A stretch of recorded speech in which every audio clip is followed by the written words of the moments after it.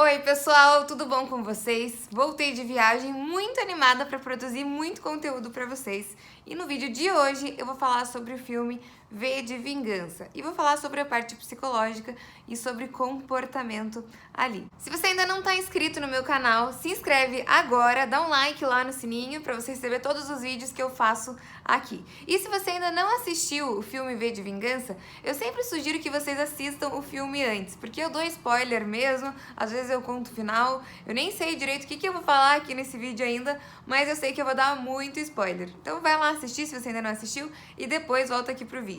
Bom, nesse filme o Vi é o personagem principal, ele é um personagem muito misterioso, a gente nunca chega a ver o rosto dele por causa daquela máscara que ele usa, e às vezes até você fica com uma expectativa de que em algum momento apareça o rosto dele, mas isso nunca acontece, porque ele se queimou no campo de concentração, provavelmente é um rosto deformado, assim como a gente vê as mãos dele em uma cena do filme cozinhando, e as mãos dele são inteiras queimadas, porque ele foi queimado no campo de concentração. E a outra personagem principal é a Ivy, e você vê uma semelhança no nome dos dois. O que significa essa semelhança? Até ele fala em um momento, nossa, que coincidência, né? Coincidências não acontecem, ele diz.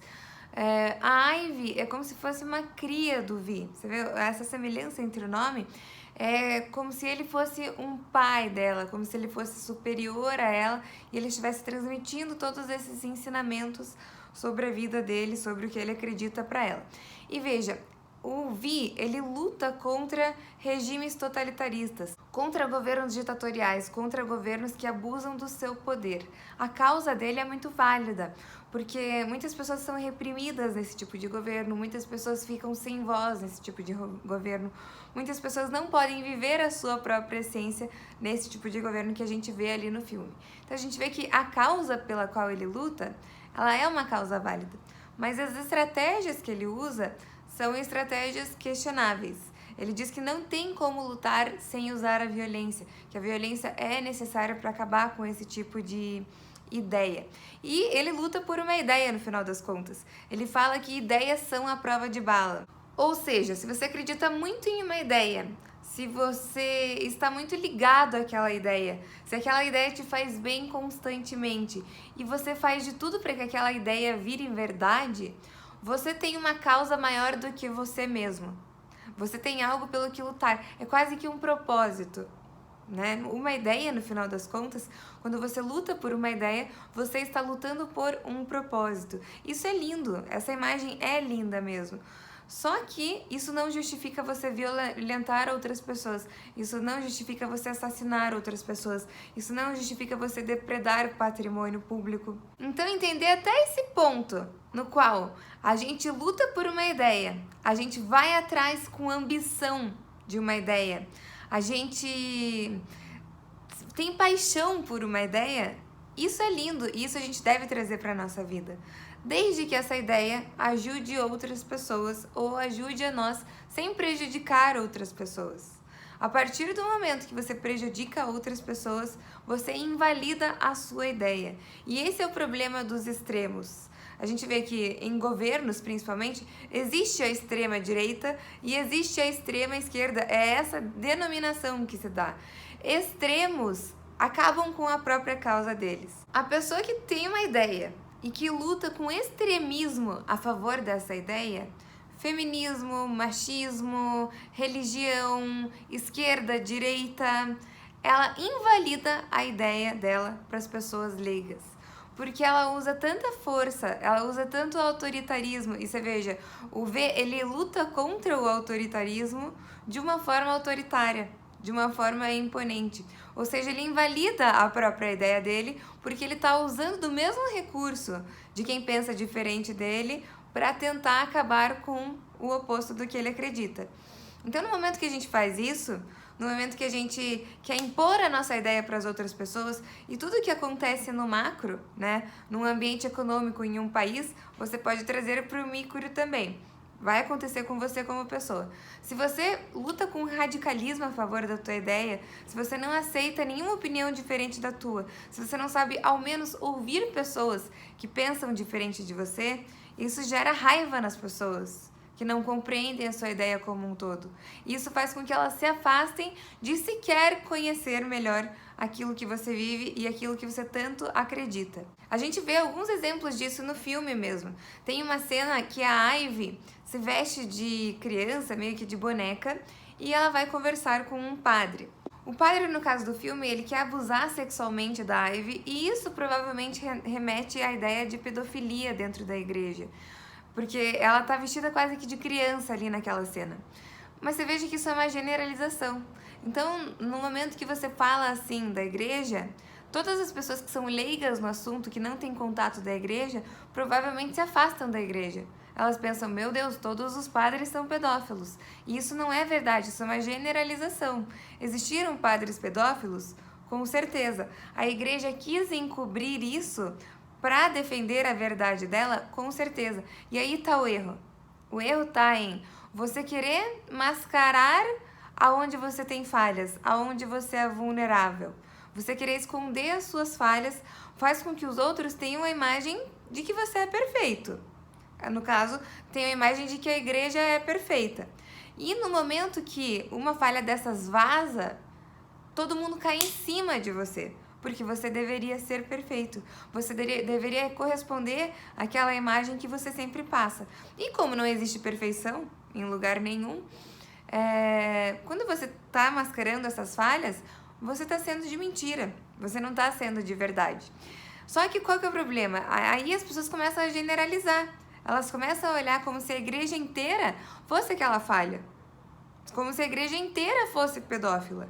E a igreja, a religião, ela faz muito mais bem do que ela faz mal. O que a igreja prega são valores de bondade, são valores de ajudar ao próximo, são valores de não julgar, são valores de você ter fé naquilo que você acredita. O que isso tem a ver com o padre pedófilo? Nada a ver. Mas a generalização distorce todos esses valores ou faz com que muitas pessoas nunca cheguem a conhecer esses valores. Então, imagine que esse filme fosse real e você vivesse ali naquela época. E aí você está assistindo os jornais e todos os dias os jornais repetem que tem um terrorista, que o Vi é um terrorista. Você teria vontade de conhecer o que esse cara pensa? Provavelmente não, você ia ter raiva dele, porque ele está destruindo o patrimônio público, porque ele está matando pessoas. E no final do filme ele fala, as pessoas precisam de uma esperança, as pessoas precisam de algum sentimento de que as coisas vão voltar a ser o que eram, de que elas vão voltar a ser livres. E claro, quem está num extremo sofrimento, quem vive extremamente reprimido, pode ser que essas pessoas voltem a ter um pouquinho de esperança. Mas será que essas pessoas também não sentiriam medo? Será que essas pessoas também não se afastariam da própria causa pelas quais elas teriam que lutar por tudo que ele faz ser feito de uma forma tão violenta? Então, qualquer pessoa radical sempre vai nos tirar do nosso eixo, sempre vai nos tirar do nosso equilíbrio. A eterna busca do ser humano, que talvez seja algo inatingível, é o equilíbrio. Então, por mais que equilíbrio não exista, é algo que a gente sempre tem que estar em busca. Porque se a gente resvalar muito para um lado, pode ser que a gente não entenda mais o que está acontecendo com a gente e como voltar para o nosso eixo. E buscando pelo equilíbrio, buscando por informações, você vai perceber que toda questão polêmica, ela não tem uma resposta absoluta. Não porque não exista uma verdade, talvez exista uma verdade, mas sempre há exceções. Então, por exemplo, aborto. Se a gente pensar no aborto em si, o aborto é ruim, né? Matar uma criança que está no seu ventre é ruim. Agora, existem situações complexas o suficiente em torno do aborto para que às vezes a gente fique sem resposta, para que às vezes aquela regra de que o aborto é ruim não se encaixe na situação. Por exemplo, a menina que foi abusada com 10 anos. Se a menina não abortasse, ela ia morrer. E aí, o aborto é ruim nesse caso? Mas não é porque existem exceções que a gente tem que usar essas exceções para defender os nossos argumentos, para fazer com que os nossos argumentos e o que a gente prega como verdade se encaixe em qualquer lugar. Porque se você fizer isso, sempre você vai ter razão, porque existe exceção para tudo. Então, no momento que você usa lá a generalização do padre pedófilo, não é regra que os padres são pedófilos, é a exceção. E aí, no momento que você usa isso para ir contra a igreja, você está usando uma exceção para validar o seu argumento. Ou, por exemplo, você não guarda dinheiro, e aí alguém tem disciplina e guarda constantemente dinheiro. E aí você quer fazer alguma coisa e a pessoa não quer fazer, porque aquele dia ela quer economizar.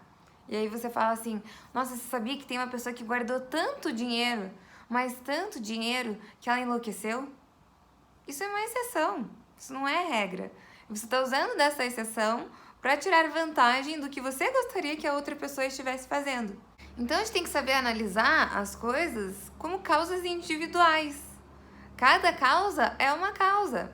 Sim, existem exceções. E sim, você pode estar diante de uma exceção. Mas avalie isso individualmente. Realmente eu estou diante de uma exceção? Essa situação me faz sofrer? Por exemplo, nossa, todo homem que te diminui não presta. Tá, talvez a maioria dos homens que te diminuem não prestem. Aí você vai falar, ah não, mas eu posso ser a exceção. Tem gente que não é assim. Será? Você tá feliz?